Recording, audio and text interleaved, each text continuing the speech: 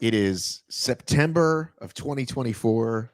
We've come so far since the first time I did HYROX, which was in January of 2020. You've delivered on almost everything you've promised in terms of taking over the world. Um, how how much bigger can HYROX get? How many events are we going to put on this year? Well, I mean, it can get a lot bigger. And we are look, I'm looking at it from two different angles. So one is, let's obviously, I love talking HYROX, right? That's apparently my thing.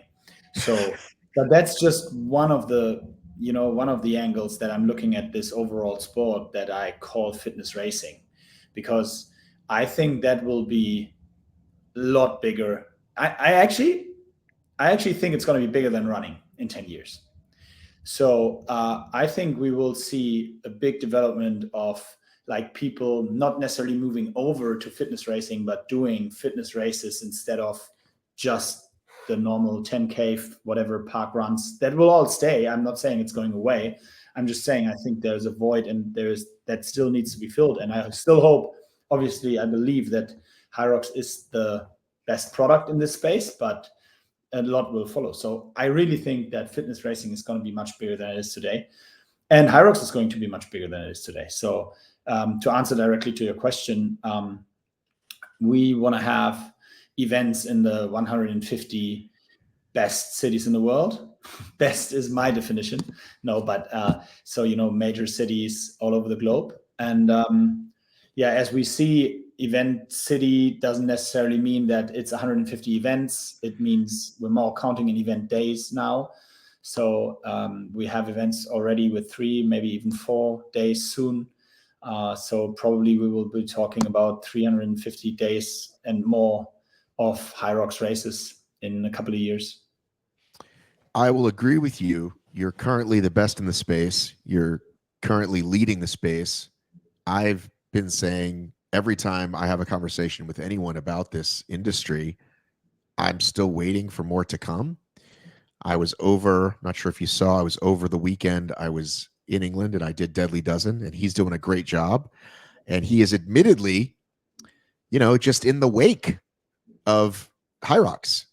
HYROX is plowing through creating customers, being the industry leader that you are. And he's just one guy, right? And he's doing a great job. He's doing a lot of things right. It's still early days for him to launch in other countries, et cetera. But I really thought a boardroom full of people with a lot of money, either in the fitness space or the running space, or I don't know who they are, would be like, they see the dollars, right?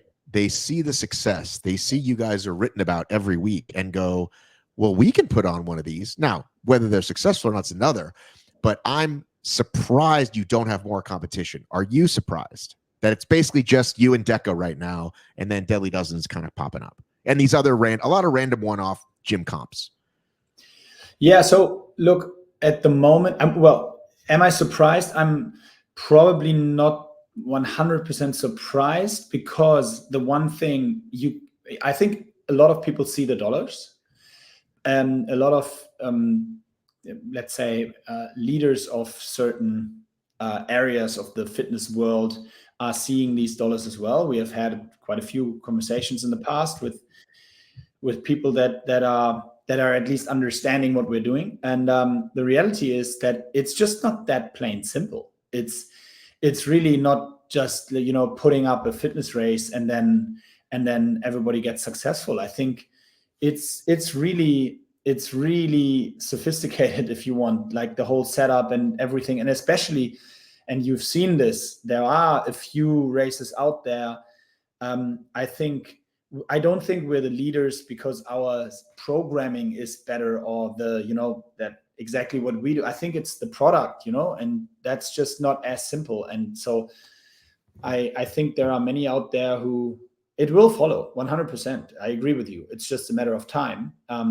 But in the end, I never considered, and I said this, I actually wrote this myself the second when when DEKA started, that I don't consider this competition, because not because they're not good, but because there are 365 days in a year. And as long as we're not having events on the very same day in the very same city, I think there's room for more than just one race that you can do in your hometown or your market or wherever where you live. So as long as that's happening, they're actually all just paying into our marketing funnel, because our goal is that at one point everybody wants to do what I consider the premium product in the space, which is at the moment, I hope, us. So everyone who pops up is be my guest. It's great. It's just pushing the sport of fitness racing. So yeah, this weekend that I was at this event, for example, you see HYROX shirts, you see people with their gym, but they put the word HYROX on it. You see a lot of backpacks, a lot of built for athletes bags with the patches. So it's very obvious that it's basically, for people to even describe these other fitness races, the first thing they have to say is, "Oh, well, have you heard of HYROX?" And then kind of go from there. The same way that when I tell people I have a media company that covers obstacle racing, and they say, "What's that?" And I say, "Well, have you heard of Spartan? Have you heard of Tough Mudder?" So, but it's actually an interesting question around protection of the brand. People want to use that word or a version of that word, ROX. Someone posted recently, they have a page, I guess, like they called it HYROX Scotland, I think, or just HYROX and a country. And I can understand why that wouldn't be allowed. But how much are you going to protect the brand that way, with every gym and every brand wanting to cash in? Because part of it's could be seen as a good thing, and part of it is, well, we have some IP we need to protect. No, look, I think this is one of the things that we're developing now with the growth over the last 18 months, especially. A lot of things came up on our radar that have not been there before. So this is one of the spaces where we are basically not, it's a saying in German, I don't know if it works in English, but we're not in front of the wave. So we have to kind of, paddle from the back, and we have a lot of things to roll up there and to get ahead of.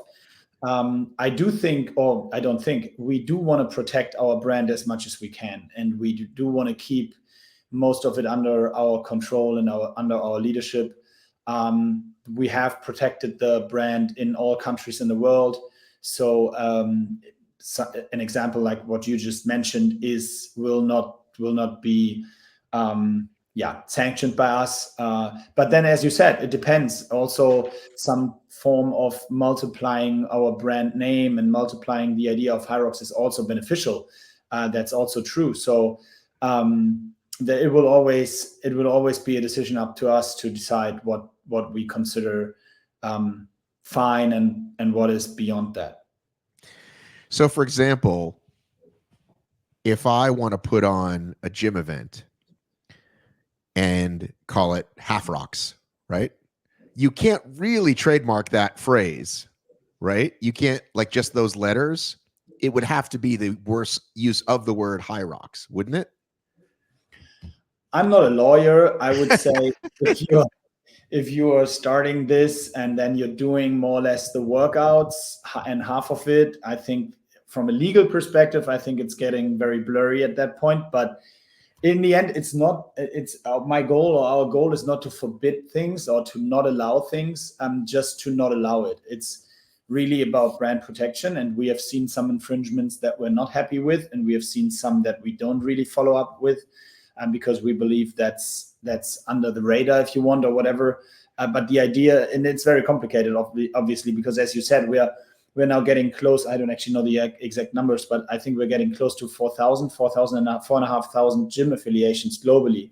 So these affiliated gyms are paying money to get a HYROX license. So to give you that example, there are probably, I don't know, 200-300 gyms out there that are just offering HYROX classes without having that affiliation, which is not fair to the affiliated gyms, but it's very complicated to find these gyms. Right? So to figure out where is someone in the world offering HYROX classes without actually being affiliated. So there are so many things. It's not always only about us. It's also about our partners and trying to protect the value that they, in a way, that they got from us. So yeah, it's a fine line sometimes, but your half HYROX would probably be on the edge, I would say. Well, I can tell you, I'm in the content game. I want to be found by people, right? And my numbers are better if I have the word HYROX in any given episode, right? So it's not just, if I have Michael Sandbach on, right? I can put Michael Sandbach as the title, or I can put HYROX second place world championship Michael Sandbach. You see what I'm saying? Because that's what's really working now. That's just the facts. So it's definitely, I think it's probably going to get a lot harder as you grow. You will have to hire a bigger leaguer team because everybody wants to be found in search. Everybody wants to be in the algorithm. And I think most of the people putting on a quote unquote half rocks are affiliates. And so I like that you allow people to do that. I think that's where DEKA is having a kind of a miss, is that they just have the fit and the strongs. And I think you guys are like, hey, if you're an affiliate, put on whatever you want. And I think DEKA is a little bit okay with that too. But I think you guys are doing it really well. We're like, there's one in New York where they go upstairs. It's like a whole cool, I think that's a quality way to kind of spread the brand. I mean, I guess my question for you would be, because so many things are going right, and listen, I know you're a humble guy, but you are like the darling of the fitness industry right now. I mean, every single day I get my Google alerts and a magazine. I know Keith does a lot of hard work around this, but also just people want to be part of it. What is this new thing, this crazy new gym event? And is it going to be bigger than CrossFit and all these crazy things? So I guess, what do you worry about, Mo? Like, what keeps you up at night, or what are your kind of struggles these days? If so many things are going well, events are selling out, what do you kind of get hung up with these days? To be honest, it's really just the process of the growth. It's what keeps us, and I guess I'm speaking literally for all of us, but especially for like the leadership team. We just want to keep delivering the events that we promise to deliver, which have I think pretty high standard of quality from a branding perspective, from the way the athletes feel walking into the arena to actually racing to the follow-ups. We want to get better in comms, in all our pre-race communication, post-race communication. We want to get better in setting up the best, Elite 15 series and now double series globally. We want to grow that to an actual sport. We want to raise prize money in the future. But the main thing is that we really want to keep delivering these high standard events. And this becomes more and more difficult because it's 2-3 days now. With Amsterdam next, or in 2 weeks, will be 13,000 participants over 3 days. This is now next level shit. It's not just driving out with the 6 guys like 7 years ago to one event, setting up everything together and then dismantling it the night after, and then everybody goes back home and has 2 days off. Now we're talking about hundreds and hundreds of people that are, need to be led or whatever, delegated, and so the whole operation and corporation has become so big that's what I'm worrying about. Still worry about not every single, I have to be honest here, but I'm worrying about many customer reclaims or feedback on social about things that are not going well. I read all of that. I go through it and then I decide what is relevant for me, what's not. 95% of the things are not relevant for me because I think they're either, let's say not relevant, but then 5% is still a big number. And those are the things that I then take up with my team. We consider things, we discuss it. I mean, obviously people out there don't have the full picture most of the time, right? So, but I still appreciate all this feedback and I look at it. And so, that's my answer. That keeps me up. We just literally are trying to get better every day because we believe we have a very strong product, but are we where we want to be? No, absolutely not. We want to get better every day. There are so many things that we can still improve on.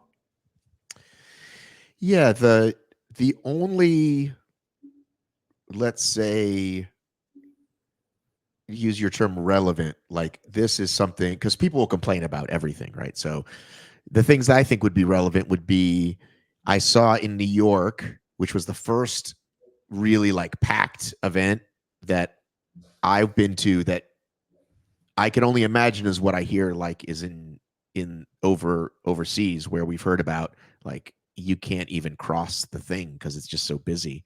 A quality problem, I'd say, but is someone said, "Hey, I got stuck behind people. Like it was so crowded that my time was slower than I wanted it to be."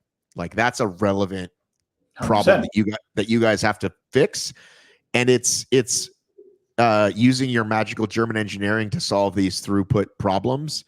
And other than adding days, I don't know any other way around it because you start at what time's the first wave?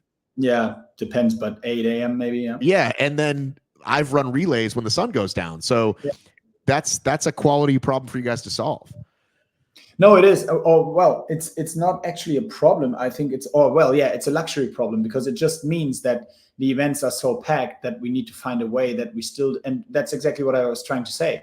We still want to deliver a high quality event, even though the numbers have grown so much. And yeah, that's adding days, that's adding start wave sizes, or at least adding space without adding start wave sizes. That's maybe even in the future keeping more space between start waves to have less people on the course. But these are all things we think about every day, and we're trying to optimize. And I have to say, luckily, even though the races are very packed now, fortunately the number of complaints in that area are relatively low. It's still happening, and we have to work on it. But it's not like it's at least it's not like a big major issue at most events right now, but absolutely on the radar. So we're going to talk about these new changes for the Elite 15, and I think you guys have done a really good job at I know it's a balance. People are buying tickets every single day who have no idea who, I'm not going to say Hunter, but I think everybody knows who Hunter is, who a lot of the Elite 15 are, right? They hear about this thing, they're excited, they want to go race. And you have a sports side you're trying to grow, you do media around it. It does help sales to an extent. It does help the long tail, as they say. And I think you've done a pretty good job of not just it. What am I trying to say? Like basically, like whenever the elite athletes complain, you could see from your side saying, we're not changing things that are like not going to be for the 150,000 people we're going to serve this year, whatever that number is. So I think you've done a pretty good job. I did have a question of balancing those things out, needs of the people who are in that top 1% and the 99%. But there were these changes that occurred in the last couple months that I was concerned why it didn't happen like before Nice, or you didn't at least announce it after Nice, because we have 5 or 6 races, and obviously the people most affected are those in Australia who got those races. So yeah, the age group qualification, number of spots, there was a change there, and then this thing about the wall balls. If you knew you were going there, why not just go ahead and do that in June? Hey, as soon as the new season starts, here are these changes. Do you know like what the hang up was there? Yeah, I know. And you always get a very transparent answer from me. That's literally just an internal organizational problem that will hopefully never happen again, because we were so caught up with Nice and with everything around that. The focus was so much on this that we just struggled to really get back into the working mode fast enough after Nice in order to service, because this was the first time we had so many races already before like September-ish, because of the Southern Hemisphere. This did not happen in the past, and I have to admit that we underestimated the impact of Nice and then the summer break and holidays for many of my teammates here at HYROX. So that was simply the plain and simple answer. We just didn't, in the end, I have to take the responsibility from a comms perspective, but we just didn't do a very good job in figuring all these things out and having all these comms assets ready by the time the event started. And then when we realized, and when we started panicking more or less to make things right, we were obviously not panicking, but we were focusing on what we have to do now in order to serve the overall global scope of it. And yes, for this time the events, especially in Australia. The one Singapore event was on the bottom end of this situation, but hopefully we will also there be able to solve this for the future and not have a problem like this again. And already we start thinking about what's happening next summer right now already, and the changes that we might want to do.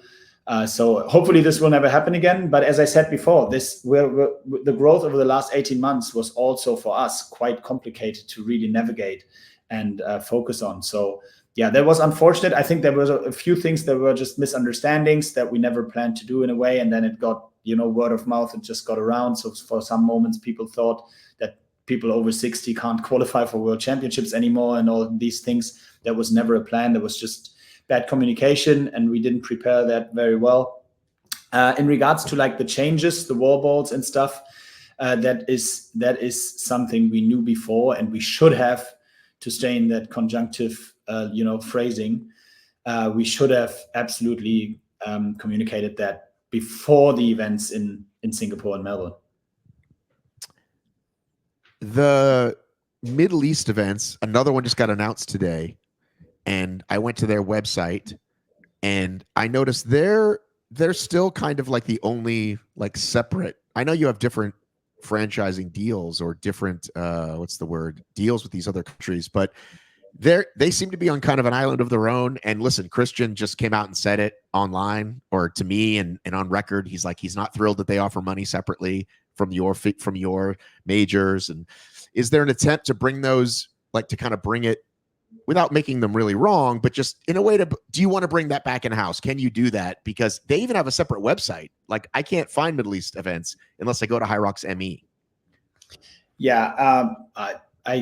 I can't and don't want to speak more to the, let's say, business topic of that partnership, but I'm also not a big fan of offering prize money outside of our Elite 15 logic, especially if then sometimes I hear the feedback that might not have even been paid. So obviously it's our responsibility, because yes, it is a licensing contract, so it's not HYROX HQ.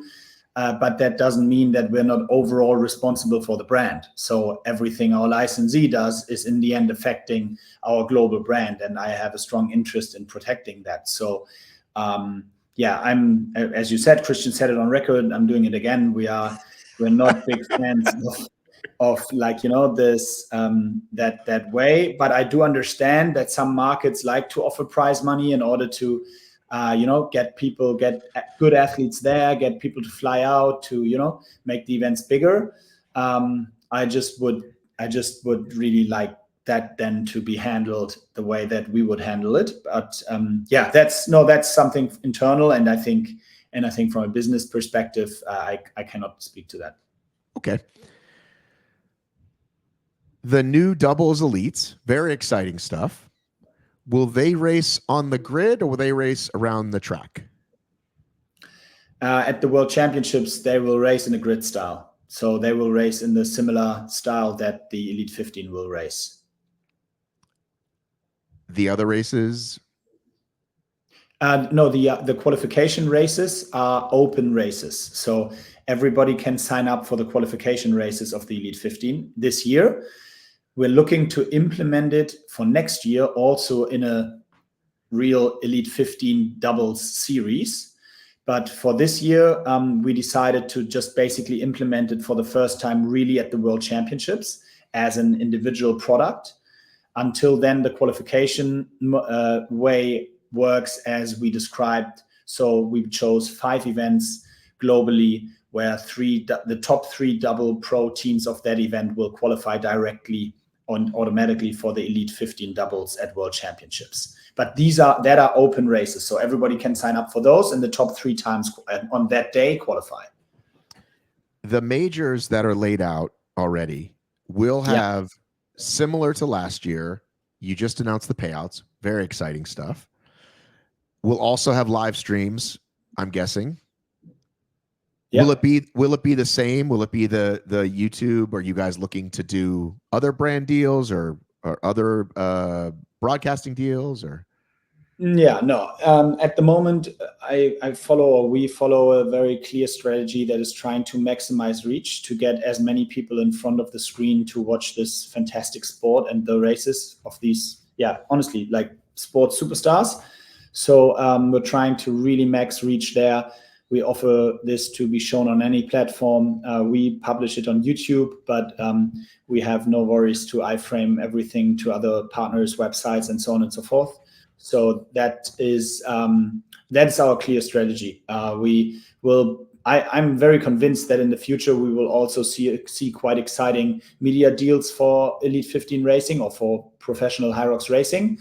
But at this point, we're still in the growth phase, and I still want to focus on optimizing reach. So yes, we will live stream everything. We will also invest again a little bit more into production to have more data integration, make sure that we don't have any fuck ups during the races, and so on and so forth. But yeah, that's what we do. Yeah, I mean, I think everyone noticed it basically improved every time. I know there was a big miss in America the first time, and then it just got better and better and better. So I loved the graphics you had at the bottom, little graphic of what the station was, and all that stuff is great. And I think it's wise to, if you're asking me, because I think a lot of people get ahead of their skis, as we say, like, oh, we're going to be on ESPN, or we're going to do this, we're going to do that. And I think it's good to be like, hey, we've got a good platform this way. We know we can reach a lot of people. People can find it on search, et cetera, et cetera. And then, yeah, the deals will come as the time goes on. I think it's been great that a few of the bigger HYROX names have sort of snuck over to try it. I think I remember in the early days saying, well, we the community, we're going to need CrossFit buy-in, so to speak, to like really grow this thing. And that is 100% not true. I definitely thought that in the early days. And it's funny, Michaela, I asked her about it because she was a CrossFitter, and she said, I don't think so at all. And obviously, it's really working. You did essentially create this sport. And I was just in England, and I've told this story already on a podcast, but I will say it again. You guys call it fitness racing. America hasn't really gotten behind that term. We call it hybrid fitness. And, Ian K even changed the name of his show from UKHXR to Fitness Racing Podcast. And when I was at Deadly Dozen, he puts on a great event, and I was interviewing some people. I was sitting on the hill and looking down on this track and watching these people run around and watching people in between do the stations. And I thought, I'm watching a fitness race. Like, this is what this is. So I still don't know if America is ready for it. Maybe when you guys are doing 20 events in the United States instead of 6 or 8. But it certainly is, I believe that's the category you've created. Yeah, no, I couldn't agree more. And to me, I mean, I don't. In the end, I don't care. Americans can call it as they like, as long, But I really believe so. And even, to be honest, talking to like the big apparel brands now, and I'm not only talking about our main partner, but also the others. I think even those big companies they're looking at fitness racing, and they are calling it internally that. So as I said, I'm very convinced that in 10 years, fitness racing will be a big bucket in the world of sports next to basketball, running, football, whatever. And there will be fitness racing. I'm 100% convinced of that. Yeah, because they need it. They got to know what they're selling. They're like, what are we selling? Who are we selling to? Right. So they need a brand. Maybe I should change the name of my show. I don't know. Maybe this should be the Fitness Racing Media. I don't know. Why not? These are I don't know, man. These are big questions. I had something I was going to ask you about the new changes that came out. Well, I guess, is there anything specifically you'd want to say about? Can I just quickly? I'm just seeing that my battery is low. I have to plug it on. 1 second. Okay. Otherwise, you lose me. And then I went to this room because for whatever reason, there's a band playing below my office, which kills me. Do you have to plug it on or plug it in? Which one? Yeah, in. Sorry. Still. Here we go. Does this work? Yes, perfect. I'm gonna do the same, I think. Hang on, because Okay. I'm pretty low myself.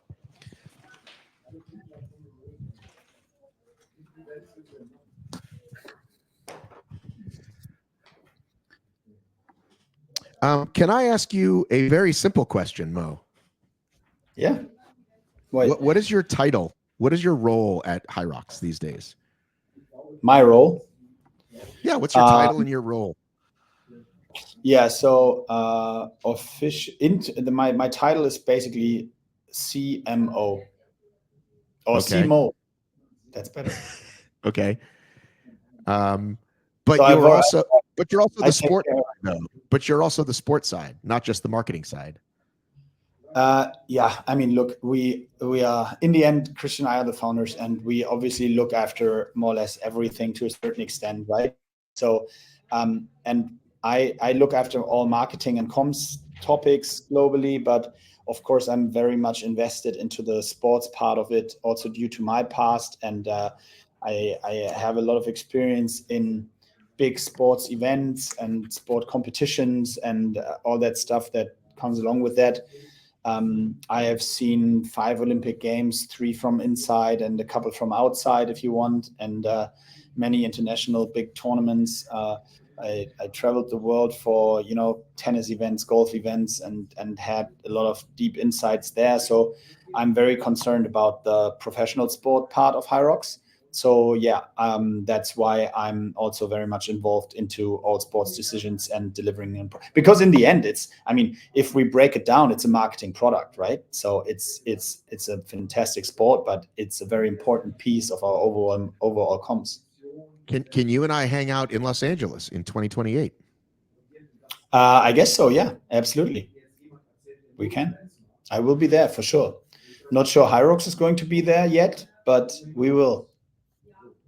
Well, I know you're going to go because I know you're a big, I know that's your background. But yes, it's a short flight from me, and they're going to have this ninja course inside of pentathlon, which they're calling Oh, yeah. obstacle racing, but it's not. It's ninja. But I just feel like I have to see it as as a guy who's been around the sport since it started.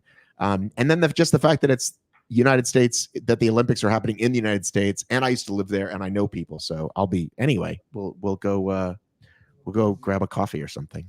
Go. Absolutely. You I'll be don't, but there. that's not really on your radar, is it? Is that, do you want to have an Olympic sport called HYROX? Yeah, absolutely. I do want that. And I think it's quite realistic, to be honest. I Except it think, wouldn't be called HYROX, though. It would have to be called something oh, else yeah, because it's it would be fitness racing, I guess. right. Yeah, there we are. And then I think even the Americans will take it serious. Because if you can win gold medals, then the US is in. No, look, I think fitness racing would be a fantastic product for the IOC. It's competitive racing. It's very snackable. It's a good product. Men and women can race. You can have doubles, relays. So everything that fits into the HYROX, into the Olympic world, if you want. And all these eventy sports are getting more and more, or bigger and bigger. And the IOC has to change their normative approach to what sports are happening in the Olympics. So yeah, I would take any bet that fitness racing will be an Olympic sport by 2040. You're saying because currently there's a very long process. You have to be in 120 country orgs and all that. So you're saying like don't make us wait for that because that takes a long time. Yeah, yes, and it's a complicated process, but there's always an opportunity for, like, especially host cities to suggest sports and get them into the program and figure it out. And I mean, look, it's also a question of the definition, what the 120 countries mean. That's not necessarily meant to be. It's complicated. We've been a little bit down that road, and I think we will stay on that road, and maybe we have positive news in the next 5 years. Okay. Well, a lot of people do know that you were in the Olympics as a breakdancer, and For Australia. was that true? that your breakdancing skills were pretty good? I think as it is an Olympic sport now, I might be back soon in the Olympics, as my breakdancing skills are top notch. So what else about the recent news did you want to say in terms of whether it was the rules or the Elite 15 or the money stuff? Is there anything else about that we haven't covered? Yeah, I think we talked about the most important parts of the rules, which is the wall balls, I guess, for women. The Elite 15 doubles is quite exciting for me as well. I think it's going to be a great addition to the setup, especially for the World Championships that we will announce next week. So finally, hang on. Did you just say the World Championships will be announced next week? Yes. Okay. Yes. It's time. It's finally time. Finally. Yeah. Yeesh. And I'm collecting all the guesses at the moment, because I mean, look, this is also something like, in the future, we will obviously announce a World Championship location before the start of the season, best case scenario at the World Championships, right? But now I just want to say, we didn't choose to just announce it now. It has reasons that we couldn't control to 100%. No, I know you'd wanted to get ahead of it. I got Christian to tell me it was not Singapore, which I knew it was not. I guessed Berlin, and I was told by somebody in your company that I was way off, that I was very cold. So whatever that means. Well, like in America, like we have this thing, like, warmer, as you're getting closer and closer. I was told I was very cold, not close. So I thought I made a very good case for Berlin, but I guess we're going to find out next week. You will. And I can tell you, it's most likely not going to be Berlin. All right. So we've scratched off, if you're keeping track, we've scratched off Berlin. We've scratched off Singapore. Fantastic. I'm just excited. I'm super excited. I can't miss it. I've missed the last two. I mean, I was in Vegas, but then I missed Manchester and I missed Nice. So I have to come this year. So I'm extremely excited. Yeah, me too. And you still have a chance to qualify. You know that, right? It's still a few races to go. Personally, you mean to qualify? Yeah. All right. Well, I can't qualify individually. Maybe it's doubles. Maybe I have a chance. Who knows? Maybe I could pick a really fast partner.